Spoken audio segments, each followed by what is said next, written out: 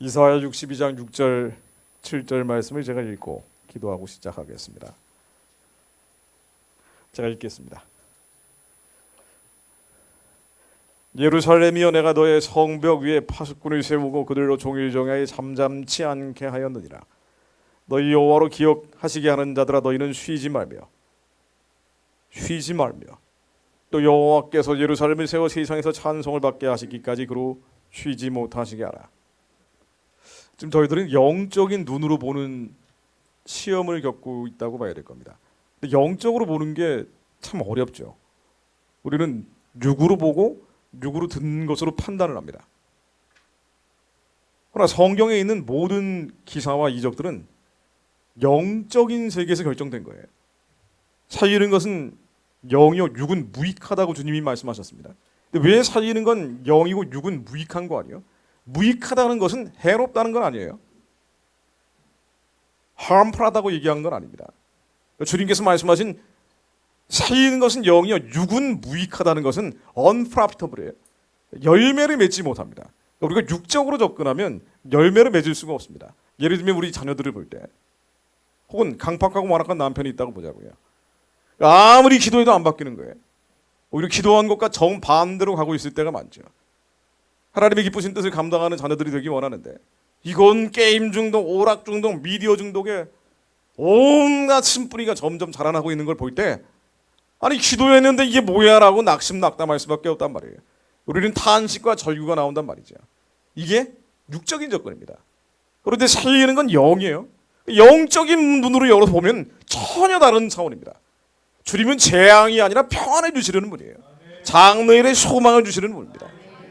하나님이 우리 아이들이 망가지는 거 원하시겠습니까? 절대로 원치 않으시죠. 강팍하고 완악한 남편이 있다고 해도 그가 하나님의 심상을 갖는 자가 되기를 원하시는 겁니다.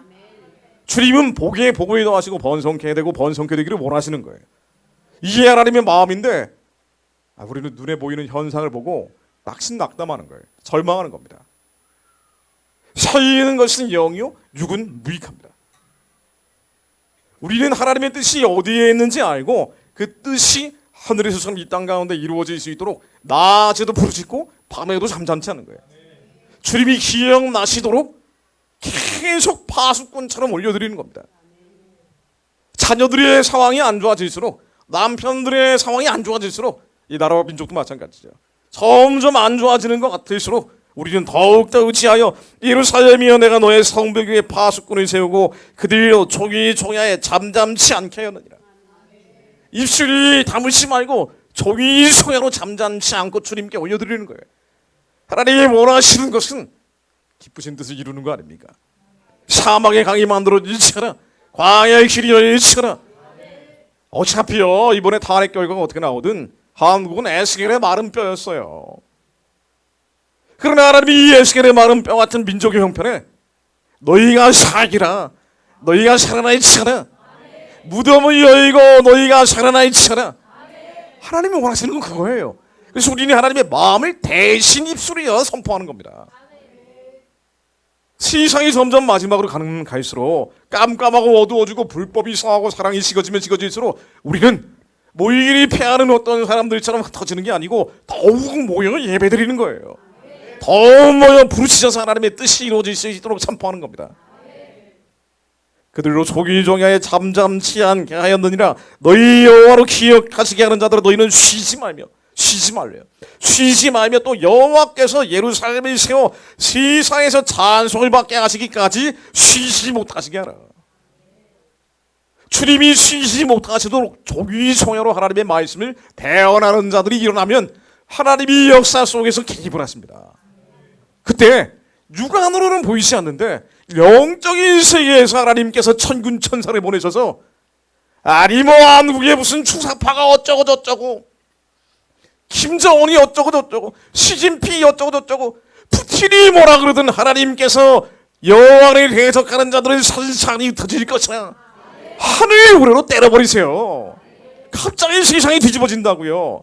왜냐하면 열방은 통에 한 방울 물방울에 불과하기 때문입니다. 이사야 말씀이죠.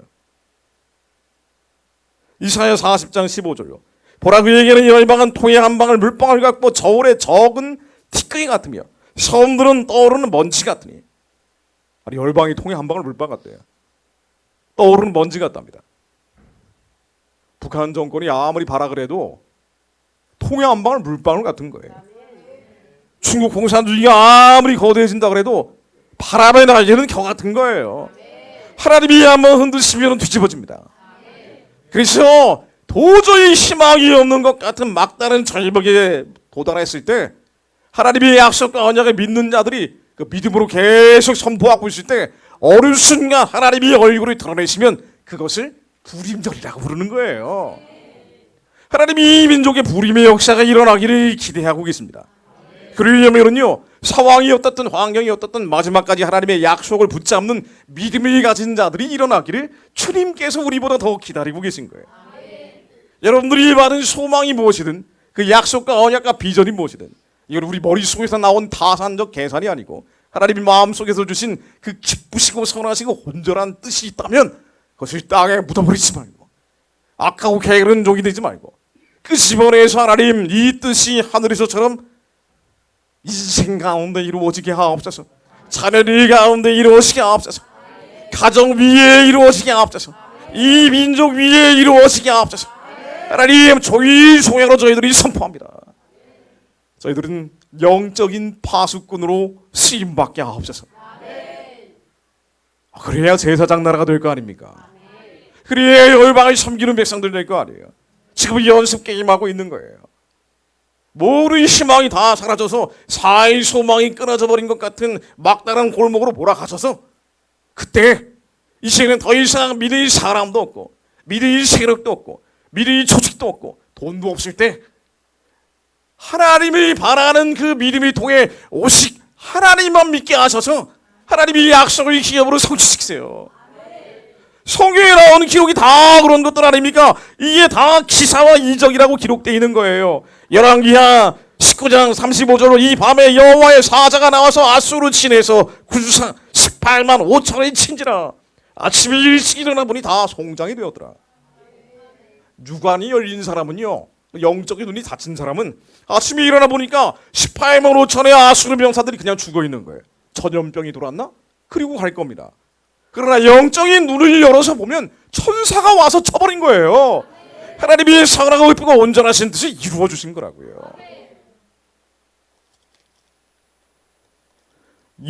열왕기하 6장 16절로 대라바되 두려워하지 말라. 우리와 함께한 자와 저와 함께한 자보다 많으니라 하고 기도하여 가로되 여호와여 원컨대 저의 눈을 열어 보게 하옵소서 하니 여호와께서 그 사환의 눈을 여심해 저가 보니 불길마일과 불병거가 그 산에 가득하여 에일산에 들렸더라.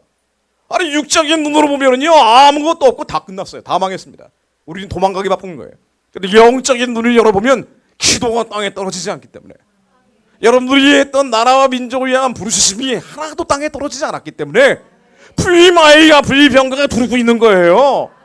레디하고 고 버튼만 누르기를 주님이 기다리고 계시다고요. 하나님은 이 믿음이 마지막까지 시험하고 계신 겁니다. 절망하면 지는 거예요. 낙심낙담하면 지는 거예요. 그래서 성경은 처음부터 마지막까지 오래 참고 인내하라고 강조하고 있습니다. 버리지 마라. 그 소망을 버리지 마라. 이 소망은 영혼의 닷과 같은 것이어서 우리의 흔들리는 마음을 붙잡을 수 있는 것은 소망이 있기 때문이다. 우리는 예수 그리스도의 완전한 도를 향해 나아가지만 이 소망을 마지막까지 붙잡고 조기 송야로 주님이 기억나시도록 되어내라. 너희가 살아나일지어다. 너희가 살리라. 무덤을 여의고 우리의 자녀들이 살아나일지어다. 이 민족이 살아나일지어다. 민족의 기도자들이 남아있으면 하나님은 개입하십니다. 탄핵 결과로 속상하신 분들이 많이 계시겠지만 박수 치는 분들도 많이 계시지만요. 여기 계신 분들이 속상한 분들이 훨씬 많으실 겁니다. 그런데 어느 날 갑자기 김정은이 거꾸로지면 한반도는 뒤집어지는 거예요. 남한의 공산주의자건 사회주의자건 주사파들이건 하루아침에 도망가는 일들이 벌어지게 됩니다. 좀 더 넓은 차원으로 보면요. 중국의 시진핑이 꺾어지면 급격한 혼란이 일어나면서 도미노처럼 북한 정권이 무너지는 상황으로 가는 거예요. 우리는 북한을 해방하고 구원하고 복음으로 통일된 나라를 이루는 게 인생의 꿈이 아니에요. 그게 꿈이 아니고 우리는 예수님 다시 오시는 게 꿈이라고요.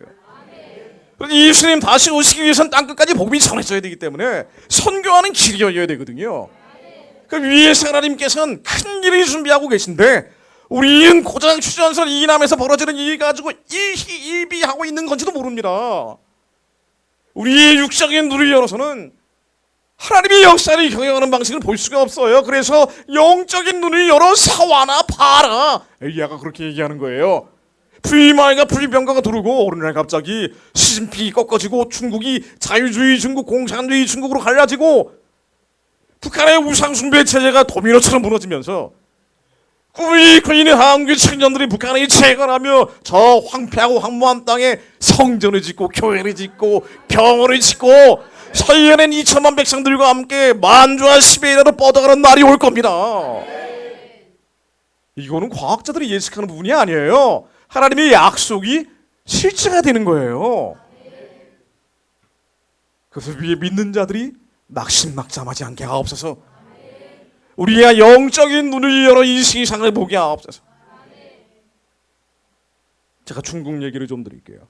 15분 정도 짤막하게 강의를 해드리려고 합니다.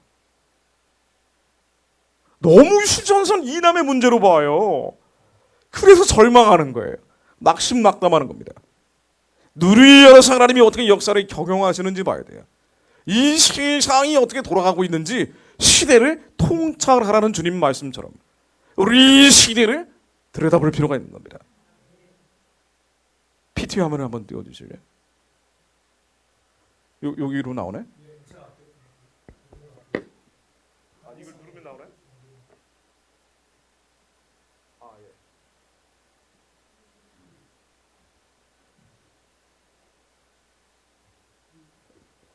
제가 짤막하게 자료만 보여드리겠습니다.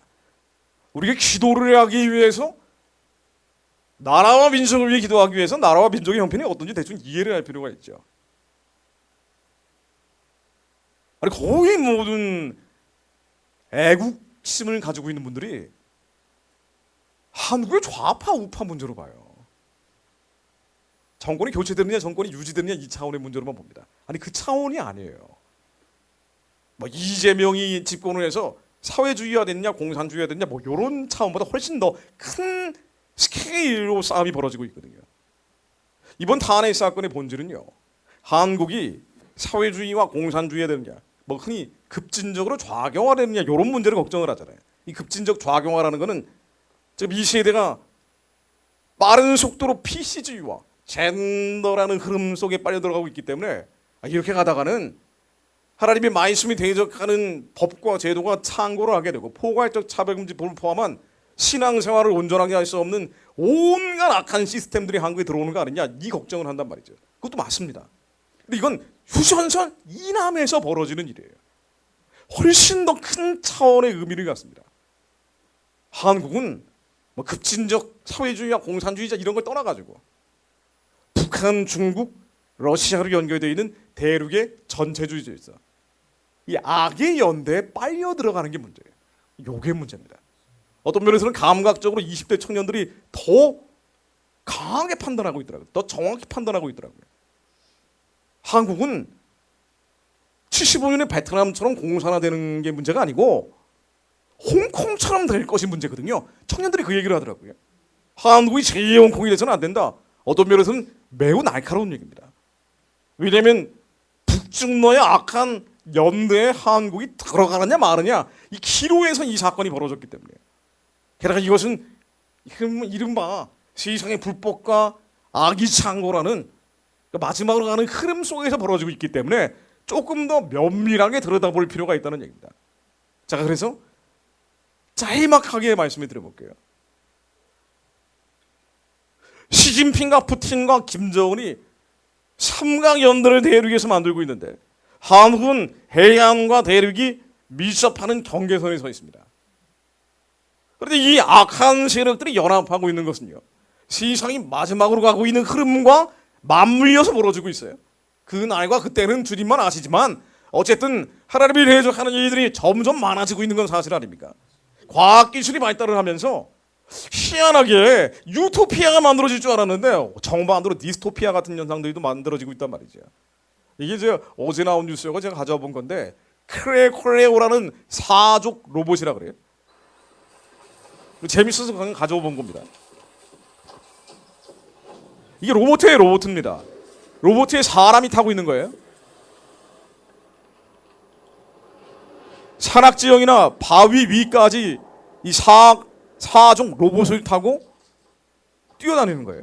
대단하죠. 지금 과학기술의 발달이라는 게 어마어마한 수준으로 발전하고 있는 거예요.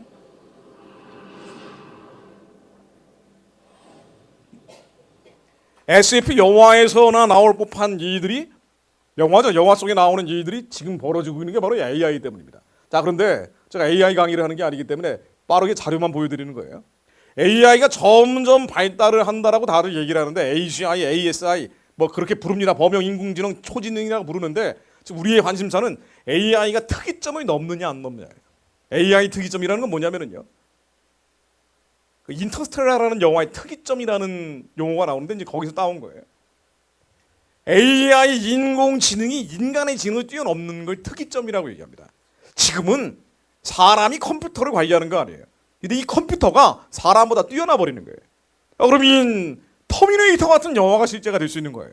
사람 머리 꼭대기에 올라가 있는 AI가 사람을 죽일 수도 있는 거고 이런 위험성을 통제해야 된다. 여러 가지 우려 섞인 예측들도 나오고 있는 겁니다. 이게 특이점인데 언제 이런 특이점이 나오느냐? 모든 IT 전문가들이 얘기하기를 임박했다고 얘기하고 있습니다. 뭐 일론 머스크는 2026년 내년이라고 얘기하고 있고요. 몇 년 안 남았다고 다들 얘기하고 있는 거예요. 근데 이 AI가 이렇게 빠른 속도로 발전하면서 사람 머리 꼭대기에 올라가려고 하는데 이렇게 되면은 좋은 일도 있지만 나쁜 일도 있단 말이에요. 왜냐면 이 정보라는 걸 통제하는 꼭지점이 있어요. 통제 사회나 감시 사회가 만들어지기는 매우 적합한 환경이 될 수도 있어요. 근데 이 AI라는 게 이렇게 빠른 속도로 발전하면서 나타나는 디스토피아적 현상, 유토피아의 반대가 디스토피아 아니에요. 천국을 만들려고 했는데 지옥 같은 모습이 만들어진다 이러면서 나온 표현이거든요. 계급 사회가 나온다고 얘기하고 있어요. 양극화가 점점 심해지는 거예요. 왜냐하면 정보를 독점하고 있는 사람이 모든 정보를 독점하고 있으니까 정보가 없는 사람들을 통제하고 감시하기가 쉬워진다는 거예요. 그래서 이게 남미의 모습인데 남미의 양극화, 부자와 가난한 사람들 간의 격차가 가장 심한 걸 남미적 현상이라고 흔히 부르거든요. 부자들은 자가용 헬기를 타고 다니는데 가난한 사람들은 쓰레기 뒤지고 있는 겁니다. 이런 일들이 남미뿐 아니라 전 세계적으로 벌어지고 확산되고 있다고 얘기하고 있어요. 그래서 한국도 마찬가지죠. 예전보다 훨씬 잘 살게 된 건 맞는데 한국의 가난한 사람이 조선시대 왕들보다 잘 먹고 잘 살아요. 절대적으로 빈곤에서 벗어난 건 맞는데 부자들은 그거보다 훨씬 더 잘 살게 됐기 때문에 격차가 벌어진 거예요. 그래서 사회주의 공산주의에 대한 수요가 디밴드가 지금도 많은 거거든요. 양쪽으로 격차가 벌어지니까 똑같이 공부했는데 어느 놈은 금수저 물고 태어나고 어느 놈은 흙수저 물고 태어나니까 나중에 인생이 달라지는 거예요. 그리고 나이 40, 50 되면 돈 있는 사람과 돈 없는 사람이 격차가 더 벌어지니까 뭐 이런 놈은 세상이 다 있냐 그러면서 뒤집어 버리자. 그리고 이 멋있게 따라다니고 뭐 그런 거 아니에요. 이 양극화에서 벌어지는 일이거든요. 이 양극화가 심해진 계급사회에 대해서 많은 미래를 예측하는 사람들은 거의 공통적으로 그런 사회가 올 것이다라고 예측을 합니다. 조지 오웰의 동물농장에 나오는 빅브라더죠. 정보를 독점하고 있는 빅브라더가 통제하고 감시하는 사회를 그린 거예요. 이게 동물농장입니다. 이런 것뿐 아니라 영화를 보면은요, SF 영화에 계급 사회가 점점 심해져서 황제가 등장하는 영화들이 굉장히 많아요. 이건 듄이라는 영화고 여기는 나오는 황제고 스타워즈에도 황제가 나오죠. SF 영화 한번 잘 보세요. 거기는 꼭 황제가 나옵니다. 왜냐면 정보가 통제되니까 컴퓨터로 다 통제하는 거예요. 근데 이 컴퓨터 키를 가지고 있는 사람이 모든 걸 지배하는 거예요. 이런 세상이 올 수 있다라고 많은 사람들이 예측을 하고 있다는 겁니다. 그런데 이런 정보를 독점하고 감시사회, 통제사회를 만드는 속도가 가장 빠른 나라가 어디냐? 바로 중국입니다. 왜냐면 이건 인권이 없을 때 제일 실험하기 좋아요. 그러니까 중국은 안면 인식을 다 해버려가지고 말이에요. 14억 인구를 거의 다 했대요. 그래서 이 사람을 등급을 나눠가지고 세금 잘 안 내고 뭔가 폭동이나 불법 행위를 한 전력이 있다 그러면은요, 이 안면 인식기가 KTX를 타러 딱 들어가면은요, 삐 하면서 막아버린다는 거 아니에요. 이미 현실화돼 있는 거예요. 통제사회, 감시사회가 중국은 물론 다른 제3세계까지 확대되고 있는 게 1대1로입니다. 그 꼭 지점에는 시진핑이라는 사람이 있는 거예요. 이런 일들이 가장 빠르게 악화되고 있는 게 중국이다. 성경에는 예수님 말씀에 이렇게 표현이 되어 있습니다. 마지막에 어떤 일이 있을 것 같습니까? 무슨 징조가 세상 끝에 있습니까? 라고 제자들이 물어보니까 거짓 선지자가 일어나서 많은 사람을 미혹하는데 거짓 그리스도들과 거짓 선지자들이 일어나 큰 표적과 기사를 보여 할 수만 있으면 택하신 자들도 미혹하리라. 굉장히 흥미로운 표현을 하신 겁니다. 작은 표적이 아니에요. 큰 표적을 합니다. 저는 이 말씀을 듣고 요즘 AI 시대에 이런 느낌을 받아요. 정보를 독점하는 통제사회, 감시사회, 적그리스도적인 자가 이런 큰 표적과 이적을 가지고 사람들을 속이는 세상이 되는 게 아닌가, 이런 일들이 실제로 벌어진다고 예수님 얘기하신 게 아닌가라는 생각도 하게 됩니다. 자, 요한계시록에는요 이렇게 표현하고 있죠. 예수님 말씀에 따라서 요한계시록 13장에 이른바 그 유명한 666이라는 게 나온다라고 예언을 하면서 짐승이 나오는데, 그 짐승이 말이에요, 모르는 자고 작은 자나 큰 자나 부자나 빈궁한 자나 자유한 자나 종들로 그 오른손이나 이마에 표를 받게 하고 누군지 이 표를 가진 자 외에는 매매를 못하게 하니 그 짐승의 이름이나 그 이름의 수나 지혜가 여기 있으니 총명 있는 자는 그 짐승의 수를 세어보라. 그 수는 사람의 수니 666이니라. 여러분이 적그리스도라는 얘기죠. 그런데 이 적그리스도가 거짓 선지자와 함께 이 짐승들이 나타나가지고 말이에요, 매매를 못하게 합니다. 경제적 활동을 통제한다는 거예요. 이거는 정보 사회가 누군가에 독점될 때 가능한 얘기예요. 점점 이런 세상으로 가는 게 아닌가 느낌을 받는 겁니다. 그날과 그때는 주님만 아시지만은요. 그런데 이런 정보를 독점하고 통제사회, 감시사회를 만드는 게 가장 빠른 속도로 발전하고 있는 나라가 바로 중국이라는 거예요. 물론 가장 빠른 속도로 발전해 있는 나라는 미국입니다. 그런데 중국이 맹추격을 하고 있는데, 이러다 보니까 중국이 미국을 추월하는 거 아니냐라는 예측도 나오지만 앞으로 그런 일은 없을 거예요. 왜냐하면 중국의 천재들은 미국으로 가기 때문이에요. 이걸 가지고도 많은 학자들의 경론이 있잖아요. 그런데 영원히 예수님 오실 때까지 미국을 중국이 추월하는 일은 없을 거라고 봐요. 왜냐하면 자유로운 사회에서 더 발전을 하니까. 저희 동네도 중국 사람들이 엄청 많은데요. 그러다 중국에서 온 IT 천재들이에요. 젊은 애들이 나이 30 안 된 그런 애들이 집 사가지고 살고 있어요. 중국 돌아가기는 죽어라고 싫어하더라고요. 근데 그 중국 천재들을 또 중국이 돈을 엄청 주면서 데려가고 있죠. 그렇게 발전을 하고 있는 거예요.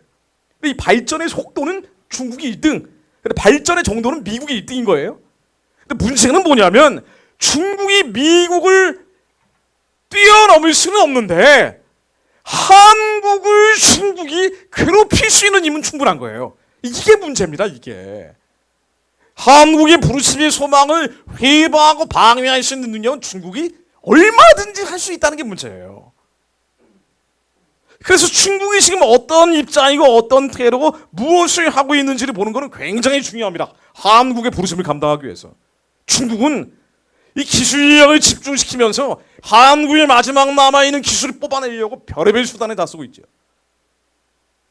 그래서 맨날 드론 날리는 거 아니에요. 오늘도 기사 나왔잖아요.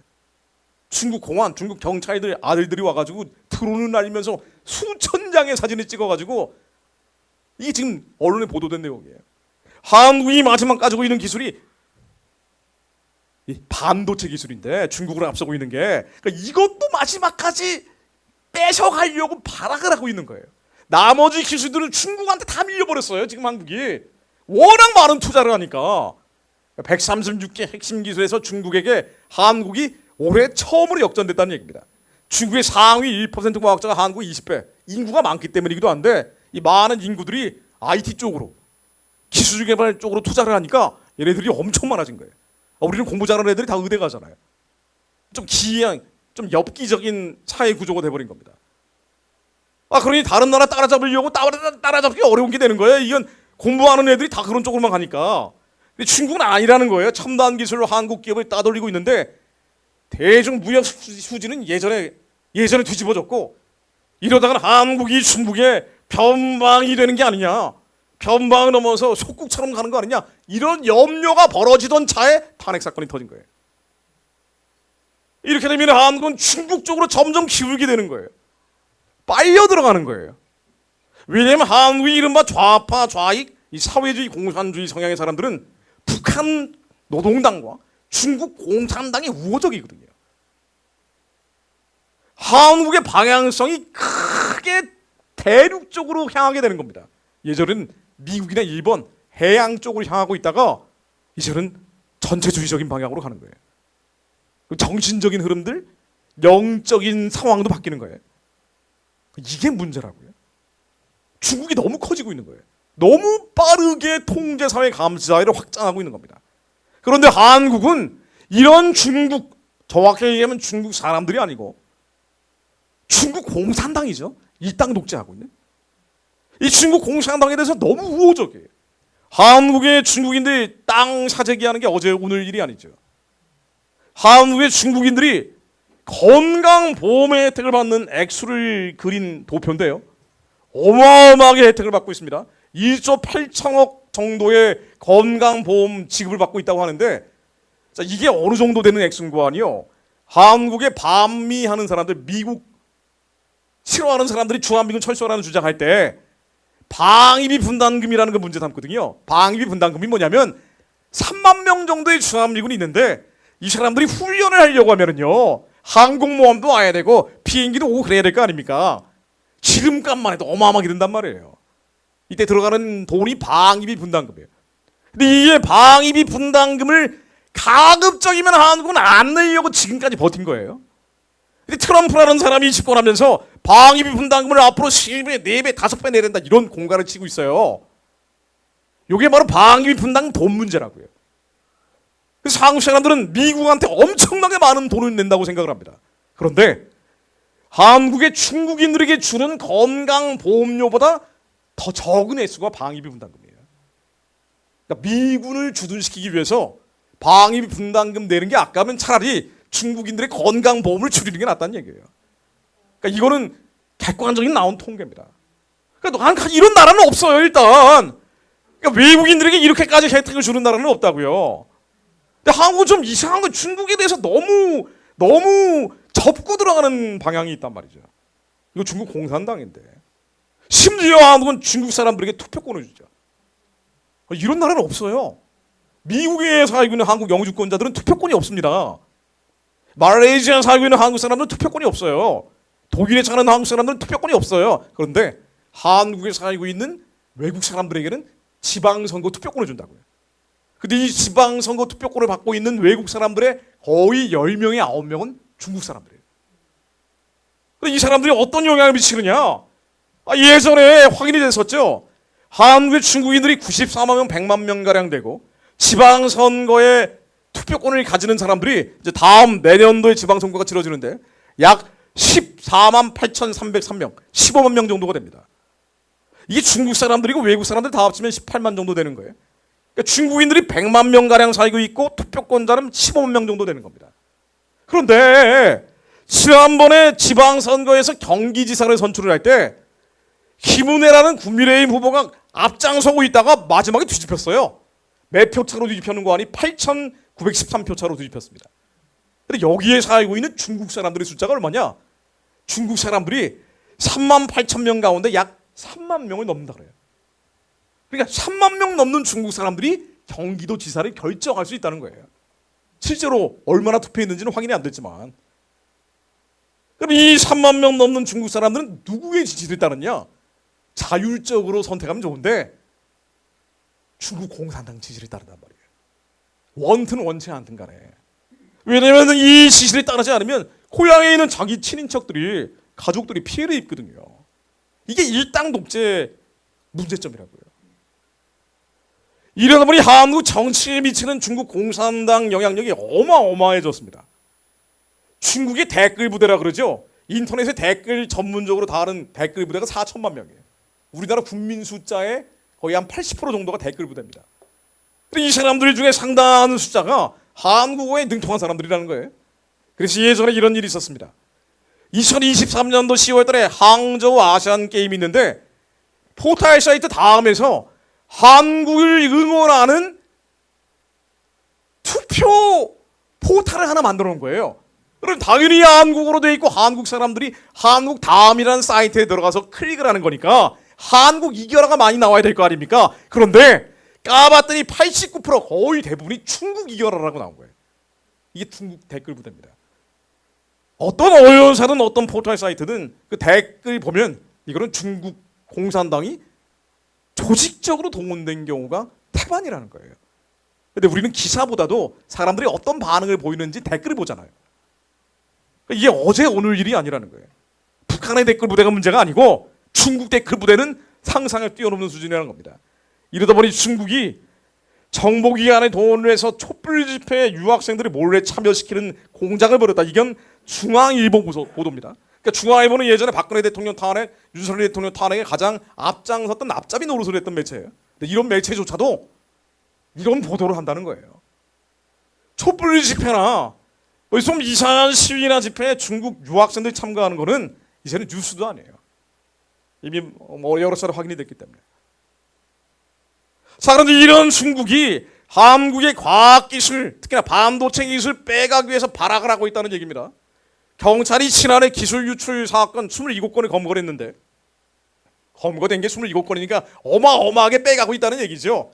그런데 이 27건 중에 대부분이 중국이 반도체 빼가는 거라는 거예요. 심지어 4조 3천억 원을 투입한 삼성의 독자 개발 반도체 기술을 중국이 빼돌리다 걸렸습니다.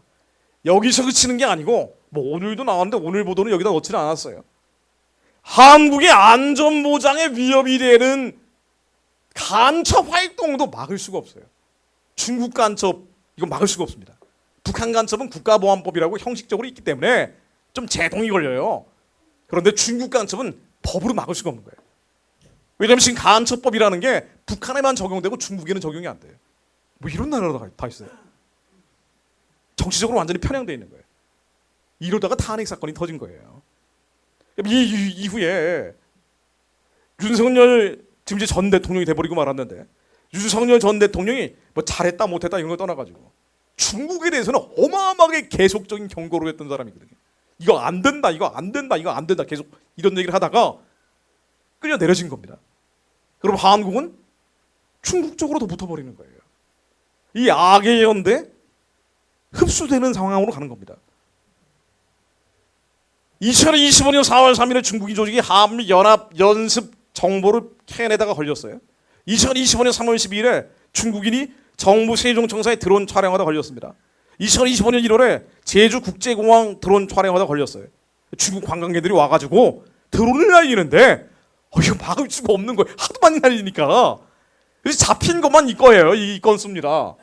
2024년 8월 달에 중국 정보요원이 국군 정보사령부의 공작팀장을 포섭을 해서 불행요원이라고 그랬죠. 신상정보 빼내다 걸렸어요. 2024년 6월에 중국인 유학생 3명이 미국 항공모함의 드론으로 촬영하다 걸렸습니다. 중국인들이 국정원을 촬영하다 걸리기도 했어요. 예전에 이런 사건 아마 기억나실 겁니다. 이게 동방명주라고 해서요. 중국의 비밀경찰서가 한참 논란이 된 적이 있습니다. 젊은 분들은 잘 아실 거예요. 중국 사람들이 100만 명 정도 있고 유권자만 15만 명이 있으니까 이 사람들은 어떤 방향으로 몰아가려고 중국의 비밀경찰서가 한국에 있다는 거예요. 이미 미국이나 캐나다, 유럽에서 비밀경찰서 때문에 골머리를 앓고 있어요. 서양 나라들은 이 비밀경찰서 적발되기만 하면 샅샅이 뒤져가지고 다 쫓아내버립니다. 그런데 한국이 비밀경찰서가 있으면 가장 많이 있을 텐데 왜? 한국에 중국인들이 제일 많으니까. 그러다가 하나 걸린 거예요. 이 동방명주라는 음식점이. 근데 그 다음에 어떻게 된지 아십니까? 이 음식점 폐쇄됐나요? 아니에요. 유야무야 넘어가 버렸어요. 그냥 얼렁뚱땅 넘어가 버렸어요. 나중에 제가 검색을 해보니까 심지어 구글을 해보니까 동방명주라는 이름까지 이렇게 불러 처리를 해버렸더라고요. 언론사 사이트에서. 중국이 얼마나 무서운지. 그래서 이 동방명주는요. 과태료 얼마 물고 끝났습니다. 미신고 영업 등으로. 이거 하나만 있겠냐는 거예요? 이러는 거 하나만 있겠냐? 전혀 그렇지 않겠죠. 조선일보가 이런 보도를 한 적이 있습니다. 바로 얼마 전에 보도한 거예요. 한국의 비밀 경찰서만 운영했을 거예요. 그러면서 제목이 정치인의 미인계 의혹이라고 되어 있습니다. 조선일보도 박근혜 대통령, 윤석열 대통령 끌어내리는 데 제일 앞장섰던 매체거든요. 이거 보수라 그러는데 뭘 보수하는 거지. 어쨌든 이런 매체란 말이죠. 근데 이런 매체도 중국의 영향력이 너무 신박하다.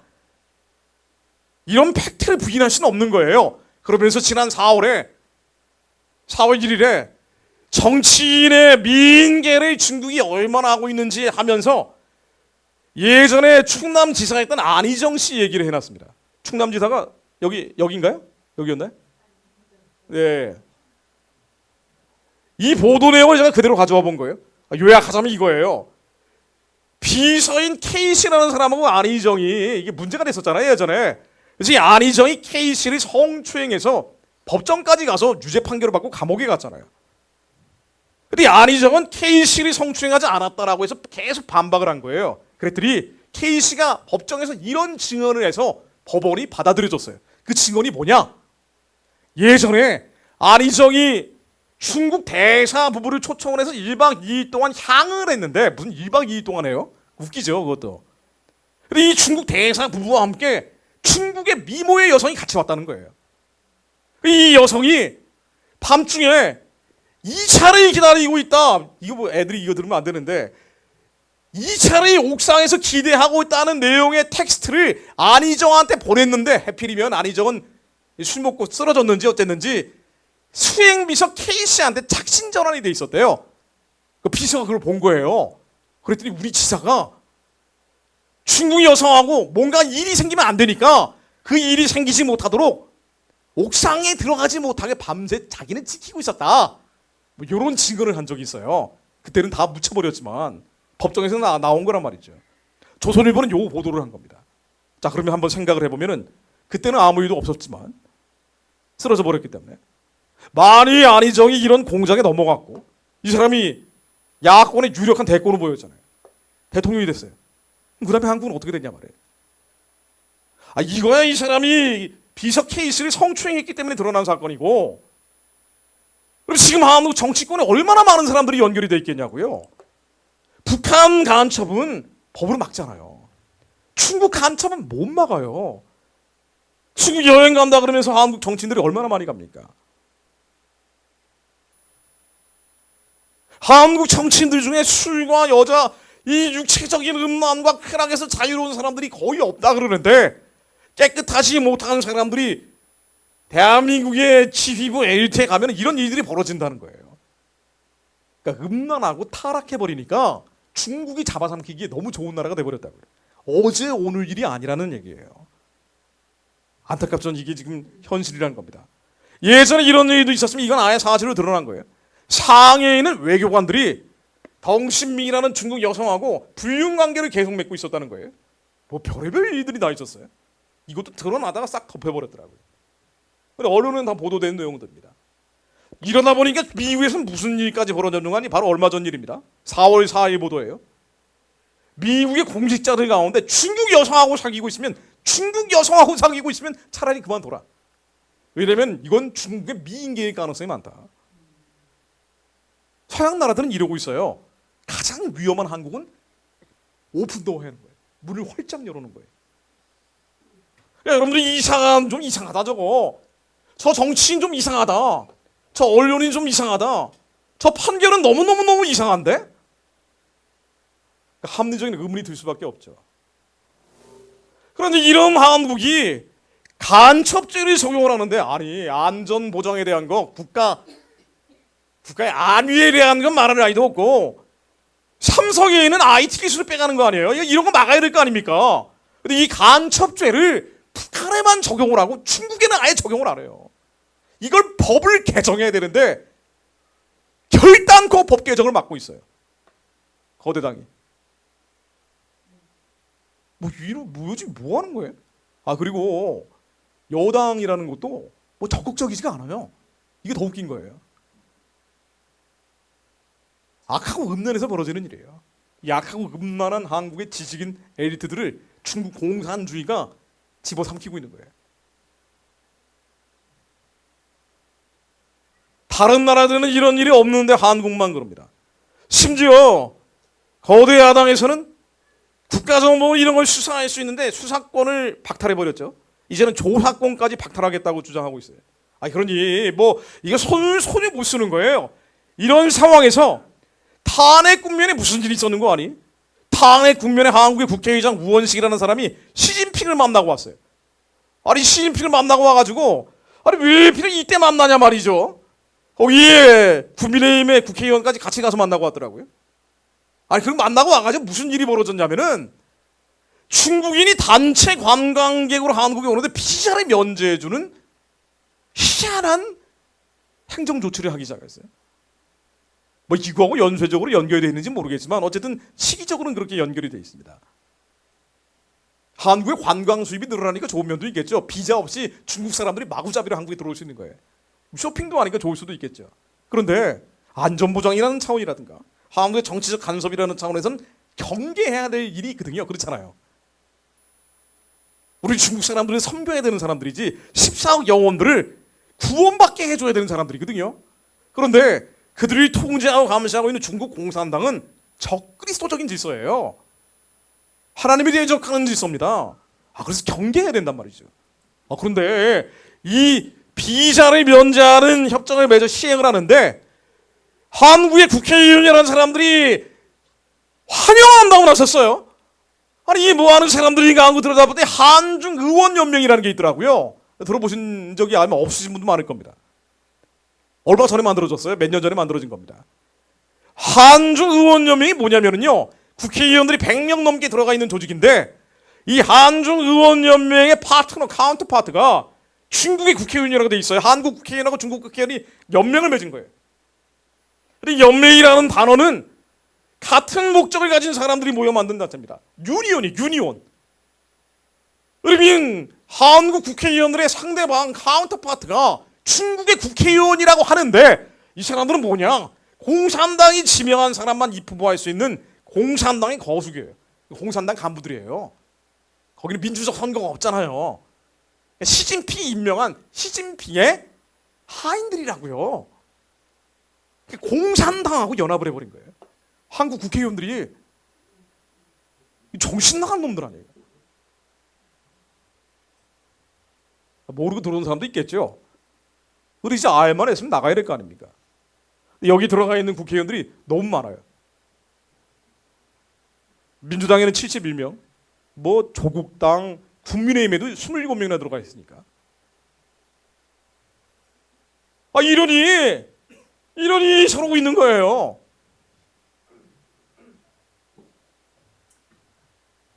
한국이 월남식으로 가는 게 문제가 아니라고 말씀드렸습니다. 한국이 자칫하면 홍콩식으로 갈 수 있다.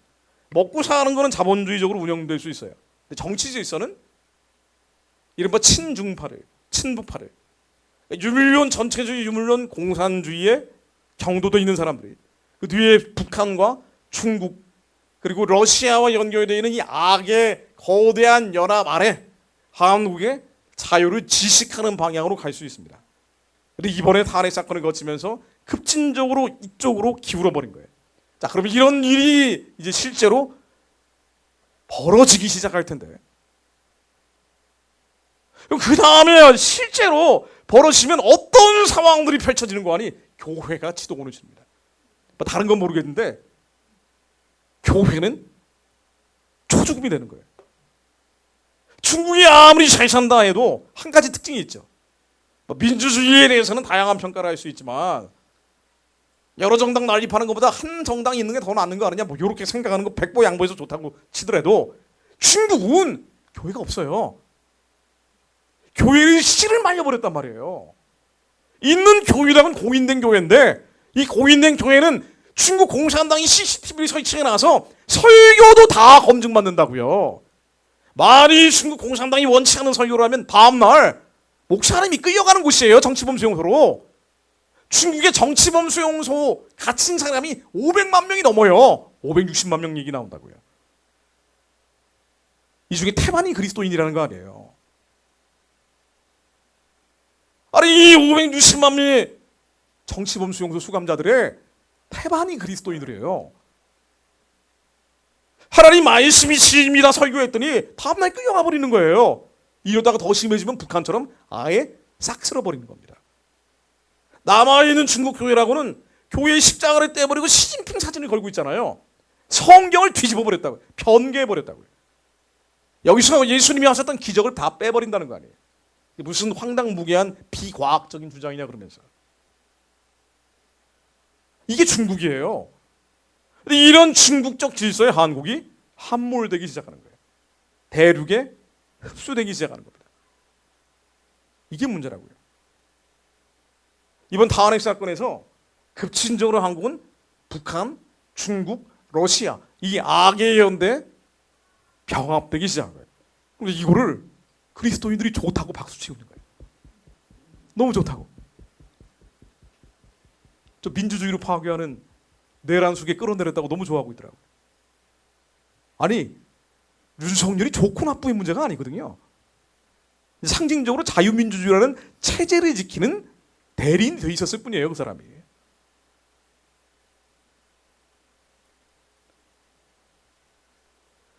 이미 예전에 한번 겪어봤는데도 불구하고 앞으로 이런 일이 벌어질 거를 예측을 못한 겁니다. 유물론이라는 건 하나님이 부정하는 것이기 때문에 예전에 운동권, 사회주의, 공산주의 운동을 했다는 사람들은 유물론적 사상에서 100% 전향하지 않으면 아직도 그 사상이 남아있단 말이에요. 이건 우상숭배입니다. 하나님의 말씀을 믿는 게 아니라 그가 믿는 이념과 이데올로기를 따라가는 거거든요. 예전에 문재인 정권 때 한번 경험해 봤다고요. 아이를 출산할 때 진진통이 온다면 그 전에 가진통을 겪어본 거예요. 코로나 팬데믹이 터졌는데 이 팬데믹 기간에 정부의 방역 실패의 책임을 교회에다 전가시켜버렸어요. 이거는 교회가 방역에 실패, 정부가 방역 실패한 건데 이거는 교회에다 책임을 전가해버렸다는 거예요. 그래서 사라진 교회 코로나 팬데믹 기간에 혹독한 거리두기라고 돼 있는데 이게 국민일보 기사를 캡처한 겁니다. 2022년 통계를 보면은요, 매일 교회가 6군데가 사라졌다고 나오는데 이 사라진 교회가 4,519개입니다. 2022년 3월 달에 보도된 내용입니다. 그 다음 2022년 전해를 2023년까지 따지면 10,000개가 넘는다고 주장하는 분도 있어요. 근데 어쨌든 확실하게 보도된 내용만 보면 4,000개 넘는 교회가 사라진 겁니다. 왜 사라졌는지 아세요? 정부의 방역 실패 때문이에요. 교회에 책임 전가했기 때문입니다. 버티고 있는 교회가 대단하다고요. 상가에 임대로 내고 있던 작은 교회들은 현장 예배를 중단시키니까 싸그리 사라진 거예요. 아니, 지금 생각해보면 웃기는 일이에요. 왜냐하면 예배 드릴 때 다들 마스크 쓰고 두 줄 걸려 앉고 그러는데 무슨 현장 예배 드린다고 코로나가 확진됩니까? 지하철에서도 확진이 안 되는데, 백화점에서도 확진이 안 된다는데 어떻게 번져나가는지 누구도 모르는 거예요. 그런데 교회에서는 하도 욕을 먹으니까 엄청 방역을 했단 말이에요. 근데 왜 교회 현장 예배를 중단시키냐고요. 그게 2020년 7월 8일에 있었던 정세균의 교회 방역 수치 강화 방안에서 시작이 된 거예요. 아니 정세균이라는 국무총리가 나와가지고 코로나 확진자의 절반이 교회에서 나온다고 발표를 한 거예요. 그러면은 교회가 문 닫아야 될 거 아닙니까? 코로나 확진자 절반이 교회에서 나오면. 그리고 8월 달에 문재인이 교계 지도자들 모아놓고 코로나 확진자 절반이 교회에서 나오는데 이게 무슨 일이냐고 호통을 쳤다고요. 그랬더니 교회는 깨갱 해버린 거예요. 그리고는 앞장서서 큰 교회들이 현장 예배를 중단했어요. 온라인 예배로 다 전환해버린 거예요. 온라인이라는 게 보조적인 수단이죠. 모이를 피하는 어떤 사람들처럼 흩어지지 말고 그날이 가까워서 더 모여서 예배해야 되는데 예배를 중단시켜버린 거예요. 교회가, 정부가. 코로나 확진자 절반이 나온다고. 근데 이게 사실이었습니까? 거짓이었습니까? 거짓말이죠. 제가 유튜브에서 맨날 떠들어대는 게 이런 얘기들이에요. 7월 8일날 정세균이 이 말을 했을 때 근거가 뭐냐? 바로 전 7월 초에 3일 동안 수원에서 코로나 확진자 절반이 기독교인이었다는 걸 가지고 코로나 확진자 절반이 기독교인 교회에서 나온다라고 일반화시켜버린 거예요. 아니 수원에서 3일 동안 나온 통계를 가지고 열 몇 명인가 나왔어요. 열 몇 명. 과장된 거죠. 왜곡된 거예요. 그런데 기독교계 변호사들이 이것도 이상하다. 소송을 걸었어요. 나중에 확인해 봤더니 뭔지 아세요? 수원에서 나왔던 코로나 확진자 절반이라는 이 3일 동안의 통계도 무슨 어디 사찰에서 코로나 확진자 한 명이 나와가지고 이 사람을 통해서 확진이 전염된 거였더라고요. 그러니까 예배드리면서 코로나 확진자는 한 명도 안 나왔던 거예요. 사찰 발 코로나 확진자였던 거예요. 근데 이거를 이런 식으로 이거는 조작 날조해 놓은 거예요. 이거를 이러고 교회에 예배를 셧다운 해버린 거예요. 요한계시록에는 적그리스도의 세 가지 특징이 나옵니다. 하나님이 대적해요. 성도들을 핍박합니다. 그리고는 하나님 자리에 올라가 버려요. 유물론 사회주의 공산주의는 좌파 우파 이런 걸 떠나가지고요. 유물론 사회주의 공산주의는 하나님이 대적해요. 이 약속과 언약을 부정하기 때문에. 아니 그런데 이미 한번 겪어봤잖아요. 문신인데 겪어봤잖아요. 코로나 때 교회가 문이 닫아버렸잖아요. 4,500개가 사라졌으니 직장을 잃은 사역자들은 10,000명이 넘는다는 얘기예요. 부목사, 전도사, 강도사까지 합치면. 그렇지 않습니까? 근데 이걸 겪었는데 목사님들이 앞장서서 이 시대가 오기를 기다리고 있어요.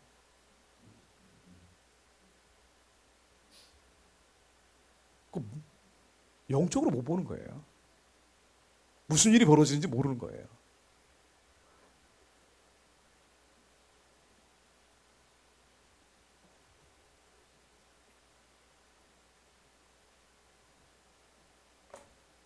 한국 교회가 뿌린 씨앗이기 때문에 한국 교회가 거둘 수밖에 없습니다. 앞으로 어려운 일이 올 수 있어요. 힘겨운 싸움을 해야 될지도 모릅니다. 자, 그런데 이건 현실이에요. 여러분들 우리 앞에서 나눴던 얘기가 현실을 얘기한 게 아닙니다. 우리는 하나님의 약속을 믿는 사람들이에요. 제가 이 얘기를 집약적으로 드린 이유가 뭐냐면요. 앞으로 이런 일들이 벌어질 수 있기 때문이에요. 앞으로 더 심각한 일들이 올 수 있어요. 대통령 탄핵이 아니고 그보다 더 심각한 일들이 올 수도 있다고요. 제가 여러분들 겁주려고 온 게 아니에요. 두렵게 하려고 온 게 아닙니다. 앞으로 올 수 있는 거예요. 그리고 오고 있는 겁니다. 그런데 우리는 하나님의 약속을 믿는다고요. 언약을 믿는 사람들이에요. 살리는 건 영이고요. 육은 무익한 거예요. 육은 열매를 맺게 하지 못합니다. 우리가 눈으로 보이는 것으로 귀로 들리는 것으로 체험하는 일들로 이것이 진짜다라고 믿는 순간 물에 쏙 빠져버립니다. 비바람이 불고 있어요. 폭풍우가 내리꽂을 겁니다. 그런데 비바람과 폭풍우 가운데 우리는 예수님 보는 거예요. 주님의 말씀을 믿는 겁니다. 우리는 믿음의 시험을 하고 있는 거예요. 시험을 받고 있는 거라니까요. 이 시험을 받고 있는 사람들에게 주님은 계속 권면하는 거예요. 믿음을 굳건히 해야 된다. 시련과 아연과 고난이 온다 할지라도 하나님의 약속이 실제의 기업이 될 것을 믿어야 된다. 믿지 못하면 끝이에요. 마귀들이 떼거지로 몰려오고 있다니까요. 그런데 우리는 하나님을 믿는 겁니다. 사회의 소망이 끊어졌기 때문에 오직 하나님만 믿는 거예요. 약속을 믿는 거예요. 믿어지지가 않단 말이에요. 뉴스 뜨면은 다 나쁜 얘기들이니까. 모든 나쁜 얘기들은 한국에 다 보이는 것 같아요. 근데 우리는 어떻게 해야 되는 거 아니에요? 주님이 이렇게 명령하십니다. 저는 이 말씀 드리려고 온 거예요. 이 강의는요, 차라리 사전에 유튜브 같은 걸 제가 한번 띄워드리고 그 다음에 말씀을 전하면 좋은데 되게 이제 해보면은 잘 모르시더라고요. 그래서 불가피하게 말씀드린 거예요. 골리앗이 오고 있는 건 맞아요. 그런데 우리는 하나님의 약속을 입술을 열어 선포하는 겁니다. 제가 이번에 탄핵 사건 거치면서요, 너무 잘 될 것 같은 소망이 들어서 견딜 수가 없더라고요. 어떤 사람이 그래요. 표정이 너무 좋으니까 너 좌빨 아니었냐 그래요. 좌빨이어서 그런 게 아니고요. 눈에 보이는 현실은 암담하고 암울한데 기도만 하면 뭔가 잘 될 것 같은 소망이 아지랑이처럼 솟아오르는 거예요. 도대체 이 소망의 원인이 뭐냐? 그렇지. 하나님이 우리에게 지혜와 계시의 신을 부어주시는 거예요. 총문과 모략의 영을 기름 부으시더라고요. 너무 좁은 세상으로 보고 있었구나. 휴전선 이란만 들여다보고 있었던 거예요. 그나마 조금 더 넓게 얘기한다고 북한 얘기까지 했던 거예요. 김정은이 망하면 다 뒤집어질 것이다라는 얘기를 하는 정도였던 겁니다. 그런데 대부분 그리스도인들이 북한은 안 보려고 한단 말이에요. 그러니까 남한에서 정권이 좀 정상적인 정권이 되기만 바랬던 거예요. 근데 이 정상적인 정권이라는 게 포괄적 차별금지법 안 만드는 정권인데, 포괄적 차별금지법 막으려면은요 김정은 정권이 무너져야 돼요. 왜냐면 남한의 주사파들이 하고 있는 거니까. 심장이 멈춰야 손발도 멈춰질 거 아닙니까? 저는 그런 얘기를 해왔던 거예요. 한국에서 아무리 손가락 발가락을 잘라도 이건 불가사리처럼 또 나옵니다. 그러니 저 원수의 심장이 멈춰도록 선포하세요. 이스라엘 명령이 평양의 우상 숭배진이 무너질 시간, 깨어질 시간. 그런데 하나님은요 우리의 생각보다 훨씬 더 크신 분이었더라고요. 하나님이 2천만 북한 동족들만 봤던 게 아니에요. 14억 중국 영혼들도 본 거예요. 3억의 러시아 인구도 본 겁니다. 4억 5천 아랍 사람들도 보는 거예요. 왜냐하면 하나님의 역사를 경영하시기니까. 한 영혼이 천하보다 귀하단 말이에요. 이 영혼들을 어떻게 살릴 것인지 주님은 이 고민을 하셨던 거예요. 그런데 기도하는 사람들이 한반도에 몰려있으니 한국 사람들에게 사명을 주신 거예요. 북한 사람만 살릴 게 아니다. 중국 사람도 살려야 되지 않느냐. 제가 그래서요, 왜 이렇게 소망이 나지? 그렇지, 깜빡 잊고 있었던 게 있어요. 깜빡 잊고 있었어요. 김정은이 쓰러지면 뒤집어질 줄 알았는데 김정은 쓰러져도요, 친중 괴뢰 정권 나오면 또다시 예전으로 돌아가는 거예요. 김일성 백두혈통이 시진핑에 의해서 관리되고 있다는 거 아니에요. 김정은 사라지면 제2의 김정은, 제3의 김정은이 쭈루룩 있대요. 이게 끝이 없는 거예요. 그런데 시진핑이 쓰러지면 상황이 전혀 달라집니다. 시진핑은요, 모태똥 등소평 이후로 가장 탁월한 악마적 지도자예요. 시진핑이 죽인 사람만 해도 수십만 명이 나올 정도입니다. 직접 죽이라고 명령한 사람만 해도. 정치범 수용소를 가장 크게 확대한 사람이기도 해요. 저 위구르족이나 이방의 족속들을 싸그리 씨를 말려버리는 사람이에요. 무시무시한 사람이에요. 그래서 중국이 통합이 되는 거예요. 중국은 외교, 국방, 안보에 들어가는 돈보다 안에 이 분열 요소를 가득 안고 있는 중국을 통합하는데 더 많은 에너지를 쏟아붓고 있어요. 그리고 공안이 강하잖아요. 공안. 중국 하면 공안 아닙니까? 이 내부 경찰이에요. 그런데 이 내부 경찰 공안을 통해서 통치하는 중국 공산당이 AI 시대, ASI, AGI 시대가 되면서 정보를 독점을 하고 안면인식을 하면서 통제사회 감사회를 구축을 해놨는데, 이거는 꼭지점에 시진핑이라는 사람이 있는 거예요. 이 사람이 싫어져 버리면 중국이 당장 망하지 않는다 그래도 중국의 공산주의 질서는 급격하게 흔들립니다. 자유주의 중국, 공산주의 중국 양갈래로 갈라진다, 이 얘기 나오는 게 그것 때문이에요.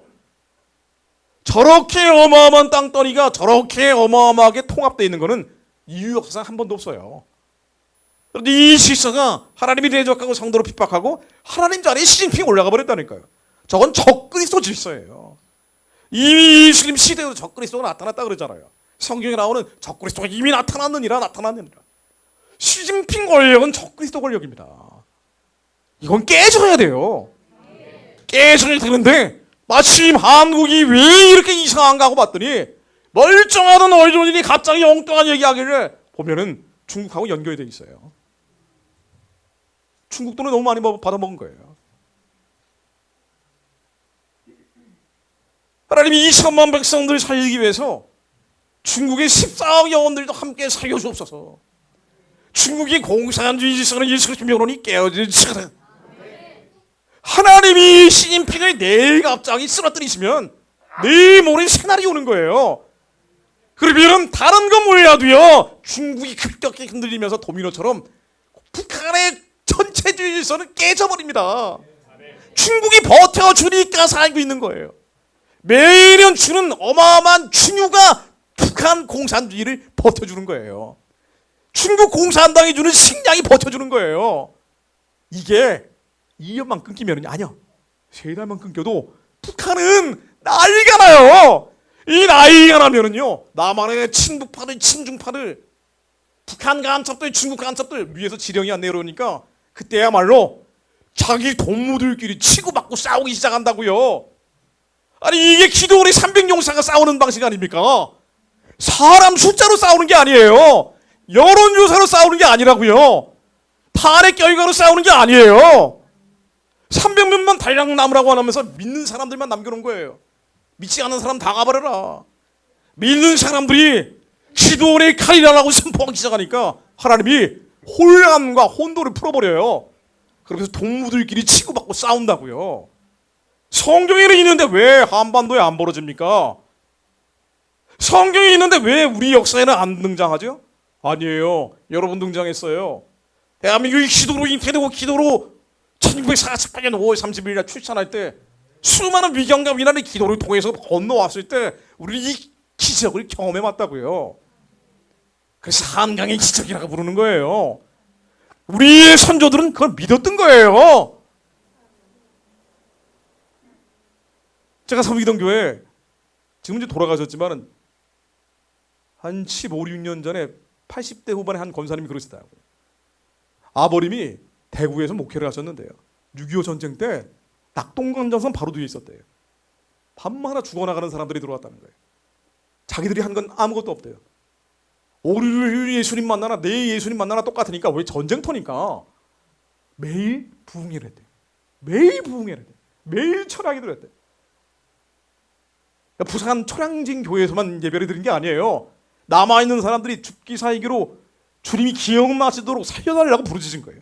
그랬더니 온갖 기사와 기적들이 벌어지는데 거의 죽어나가는 사람들이 와서 걸어서 뛰어나가고 팔이 잘려졌던 사람이 붙여가지고 나가고 별의별 일들이 벌어졌대요. 제가 그랬어요 권사님한테. 설마 그랬겠어요? 아니요, 진짜라는 거예요. 여러분들 기적을 경험한 적 없으십니까? 아니요, 여러분들도 기적을 경험한 적이 있으실 거예요. 제가 31살에 허리에 디스크가 있어가지고요. 근데 저희 처하고 연애할 때인데 저 관악산에 기도원에 갔습니다. 기도원 원장 달랑 한 분 계신 기도원인데 그 기도원 원장님이 안 오셔가지고 기다리고 있었어요. 둘이 기도하다가 갑자기 저희 처가 제 허리에 손이 대더라고요. 그리고 디스크가 나와버렸어요. 저희 처의 손이 까매지더라고요. 저희 처는 한 3일 기도하니까 또 회복이 됐습니다. 그리고 나와버렸어요. 무슨 은사자여서 그런 게 아니에요. 하나님의 말씀이 하면 홍해가 갈라지는 겁니다. 우리가 안 믿으니까 안 일어나는 것뿐이에요. 주님이 믿는 사람들의 선포를 기다리고 계시다니까요. 하나님 말씀으로 한반도 위에 임해 주옵소서. 말씀으로 중국의 공산주의 질서를 깨뜨려 주옵소서. 하나님이 말씀만 하시면 한반도에 새날이 옵니다. 지금 20대 30대 청년들이 깨어나고 있다 그러는데 물론 다 깨어난 건 아니겠죠. 그래도 40대 50대 노땅들보다는 좀 낫다는 얘기예요. 이들이 깨어나고 있다는 것은 북한이 열릴 때 저 땅에 학교 지을 사람들, 병원 지을 사람들, 성전 지을 사람들이 예비되고 있다는 겁니다. 하나님 이 소망 없는 한반도 남쪽에서 서로 물고 뜯고 싸우는 게 아니라 예수님 오실 길을 예비하기 위해서 평양에 성전 짓는 자들 되게 하옵소서. 살리는 자들과 함께 하나님 중국의 14억 영혼들이 살리기 위해 뻗어가게 하옵소서. 우리 인생의 목표가 이게 아니에요. 그래서 예수님이 오시는 거예요. 다시를 슬퍼하는 것, 곡하는 것, 애통한 것 없이 주님과 더불어 영원한 생명수샘물을 값없이 마시는 자들 되게 하옵소서. 여러분 이 세상 나라가 그리스도의 나라가 되어 주님과 함께 통치하는 자 되게 하옵소서. 근데 주님이 약속하십니다. 주님과 함께 통치하는 자가 되기 위해서는 믿어라. 믿지 않는데 너희들이 어떻게 하나님 나라에 통치하는 자가 되느냐. 어린아이처럼 젖만 먹지 마라. 단단한 음식을 먹는 자가 되라. 흉악한 자를 이기는 자가 되라. 피 흘려 죄와 싸워 이기는 자가 되라. 하나님 저희들이 거룩하게 해주시어 말씀이 믿어지게 하옵소서. 우리가 왜 이 기적을 안 믿는지 아세요? 왜 하나님의 역사가 이렇게 많이 벌어지는데도 불구하고 안 믿는지 아십니까? 음란해서 그래요. 음란해서 그럽니다. 정욕과 탐심과 육신의 정욕과 안목의 정욕과 이생의 사랑이 너무 많아요. 우리 머릿속에서 나오는 건 하나도 사랑이 없거든요. 욕심꾸러기들. 우리는 타락한 자들이고 부패한 자들인데 이 머릿속에서 온갖 잡념망상들이 계속 악한 것들이 만들어내고 있는 거예요. 이거는 내가 아니에요. 내 안에 있는 죄예요. 회개는요 자책하는 게 아니에요. 내가 왜 그랬을까 그게 아니에요.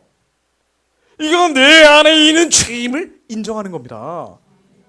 죄와 나를 분리시키는 거예요. 죄와 나를 단절시키는 거예요. 예수 그리스도로 내 안에 육신의 소욕은 깨져나가야 치는. 부끄러워할 필요도 없어요. 원래 그래요. 원래 우리의 옛사람은 쓰레기거든요. 거룩한 척 하고 있을 뿐이에요. 여러분이나 저나 똑같이 버러지 같은 쓰레기를 안고 있다고요. 그런데 로마서 7장 20절 말이 내가 원하지 아니하는 그것을 하면 이리 행하는 자는 내가 아니요 내 속에 거한 죄니라. 내가 아니에요. 내 안에 있는 죄예요. 그러므로 내가 한 법을 깨달았노니 선의 악이 원하는 나에게 악이 함께 있는 것이로다.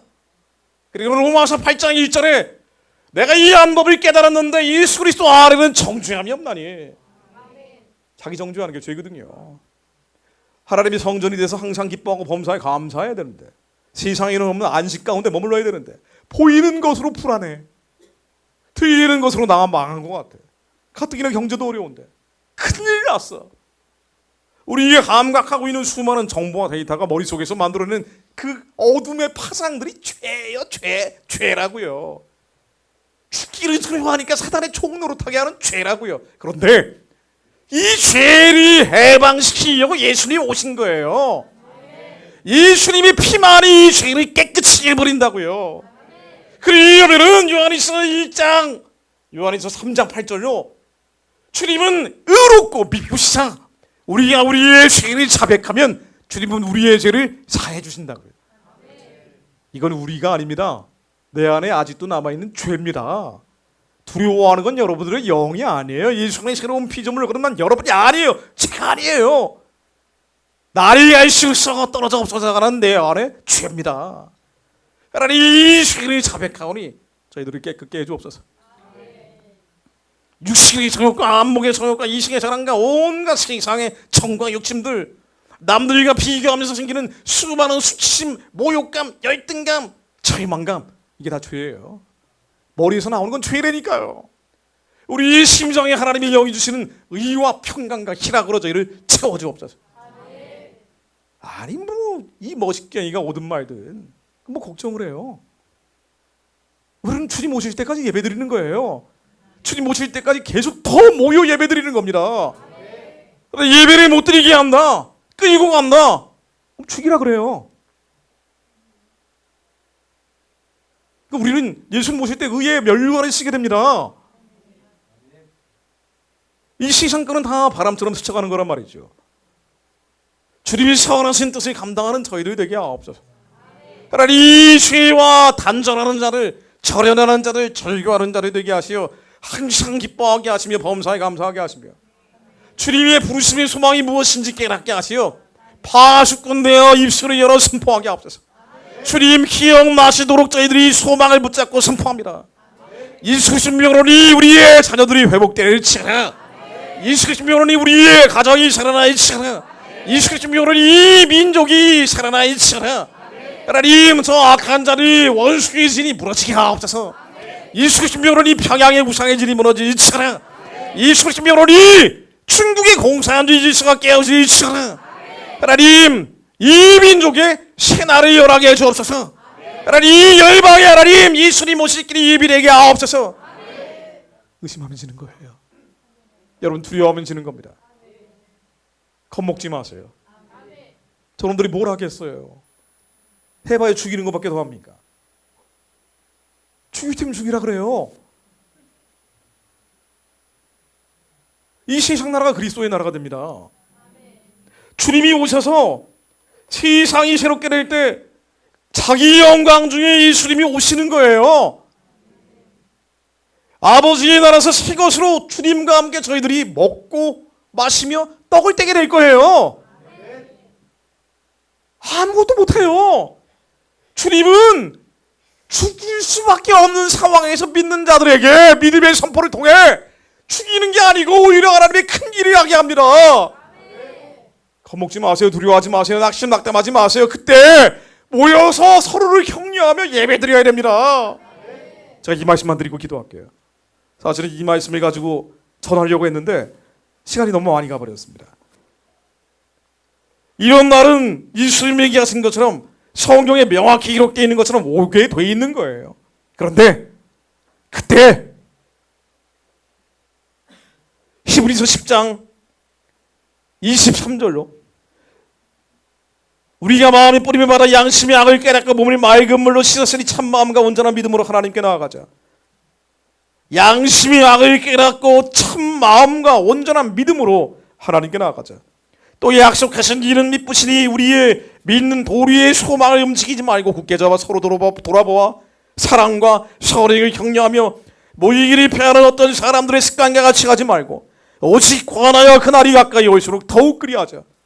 나쁜 놈들이 창궐하고 악당들이 번성하고 도대체 있을 수 없는 일들이 벌어질 때 우리는 더 모여서 예배드립니다. 더 부르짖어 기도합니다. 더 양심의 악을 깨닫고 회개하는 거예요. 이 주의를 끊어버리고 주님께 들어가서 예수님 이름으로 선포하는 겁니다. 입술을 이어서 대언합니다. 하나님, 이 민족의 말씀으로 임하여 주옵소서. 우리의 자녀들과 가정과 가문 위에 임하여 주옵소서. 원리는 똑같습니다. 하나님 말씀으로 우리의 심령 가운데 임하여 주시어 이 상하고 아프고 병든 마음이 죄예요. 이건 내가 아닙니다. 근데 나라고 붙잡고 있는 우울감, 수치심, 모욕감, 절망감, 예수 그리스도 명으로 다 떠나갈 치르. 예수 그리스도 명으로 음란과 저욕들이 떠나갈 치르. 이 세상에 사치하고 향락하는 마음들, 다른 사람과 비교하면서 끊임없이 나는 실패했어, 나는 망했어, 끝났어, 이 절망적인 생각들, 우리의 힘으로 누구로는 다스릴 수 없는 마음들, 주님 예수의 피로 저희들을 적셔 주옵소서. 저희의 마음이 약속을 믿는 마음 되게 하옵소서. 음란하면요 절대로 약속 못 믿습니다. 두려움에 갇혀 있으면요 하나님의 기적이 믿어지지가 않아요. 하나님이 두려움과 근심과 걱정과 염려와 절망적인 생각들 다 십자가에 못 박습니다. 원수의 칼끝이 우리의 생명줄을 노리고 있다 해도, 저놈들이 우리를 죽이려고 해도 하나님 저희들이 두려워하지 않겠습니다. 예수님만 바라봅니다. 더욱더 서로를 격려하며 선행을 칭찬하며 모여서 예배드리겠습니다. 지금이야말로 예배드릴 때예요. 지금이야말로 더 기도해야 될 때입니다.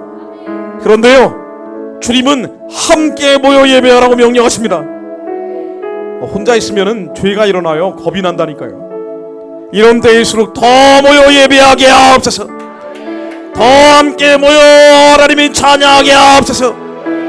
그리고 기쁨 가운데 이 민족의 부르심을 선포하게 하옵소서. 우리의 자녀들을 향한 약속을 선포하게 하옵소서. 너희는 세상의 빛이라, 너희는 세상의 소금이라, 너희는 이 세상의 빛과 소금이라. 하나님 말씀으로 인생 가운데 임해 주옵소서. 말씀으로 민족 위에 임해 주옵소서. 주님 이름 부르며 기도합니다. 주의 하나님